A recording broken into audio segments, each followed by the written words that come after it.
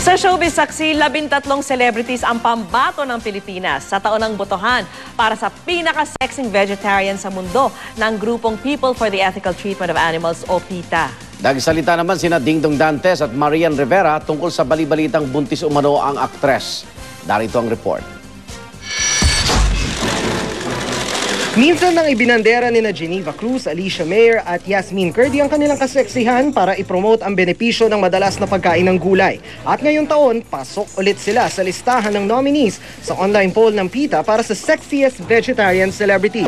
Bukod sa kanila, pambato rin ng Pilipinas ngayong taon sina Chinchin Gutierrez, Juliana Palermo at mga aktor na sina Carlos Agassi at Raymond Bagaching. Pasok din ang models na sina Isabel Roses, Raya Manangkil at former Miss Earth 2009 first runner-up Sanda Cypher. Gayon din ang singers na sina Luigi Basabas at Meet Yalila Saulo at columnist at TV host na si RJ Ledesma. Para makaboto sa Sexiest Vegetarian Celebrities online poll, pumunta lang sa website ng PETA Asia Pacific. Hanggang May 15 na lang ang botohan. Mainit na intriga ngayong nagdadalang tao raw ang kapuso actress na si Marian Rivera. Napabalitang buntis si Marian matapos umanong may mag-congratulate kay Dingdong, sabay tanong kung ilang buwan na.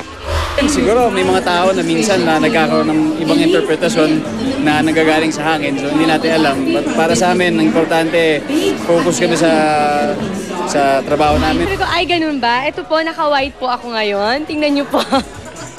Hindi totoo, ano ba? Saan ang galing yun? Nasa Malaysia pa si Dong para i-promote ang soup nilang Endless Love na ipinapalabas na roon.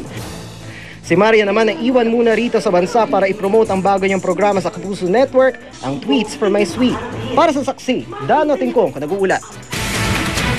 Kung nasa ng balita, ikaw at ang liga ng katotohanan, magkasama sa pagbabalitang walang kinikilingan. Walang pinoprotektahan, walang kasinungalingan, serbisyong totoo po lamang.